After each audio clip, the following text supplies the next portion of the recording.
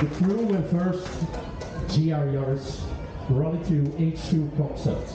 A beautiful car, and as everybody might know already, is that Toyota keeps investing in the future and pushes for ever better cars.